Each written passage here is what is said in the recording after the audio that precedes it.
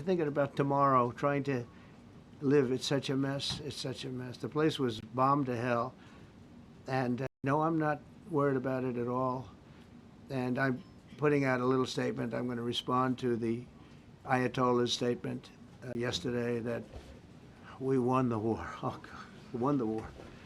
And I said, look, you're a man of great faith, a man who's highly respected in his country.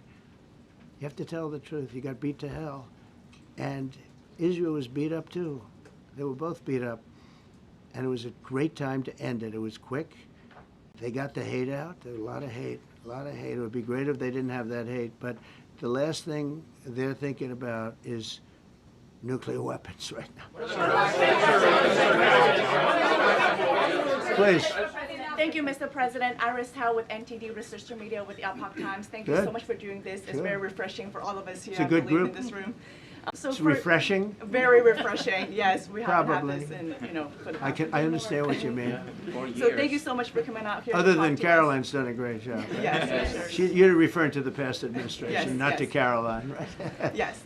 Back to the ruling today, if you don't mind. So you have always talked about winning for the American people. Right. How do you think today's ruling will enable you to further deliver for American families and workers across the country, not only when it comes to immigration, but also when it comes to trade, energy? What actions are you most eager to move forward Well, I with think now? taking power away from these absolutely crazy radical left judges is a tremendous. This is such a big day. This is such a big day. It's like it's sort of sad because we're doing the signing at 3 o'clock, and this may very well dominate the signing of a big war that was going on and really affecting the continent of.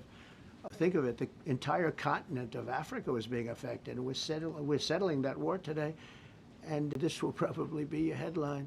But this is a very big moment, and it gives power back to people that should have it, including Congress, including the presidency.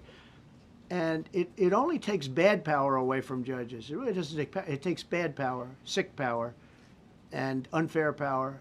And it's really going to be, this is a very monumental decision. Yeah, please. Yeah, President, thank you very much. On July 9th, is that July 9th date set for tariffs to snap No. back?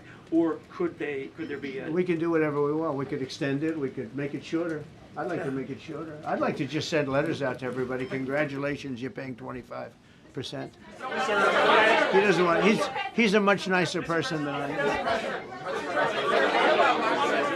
Go ahead. You finish it up. Who are you considering for the Federal Reserve then? And are you speeding up that process? I see Secretary... Oh, he's terrible. He's terrible. I mean, I have a list of things. We're like 38 on the list. We pay, Cameroon and different places are paying the same as us.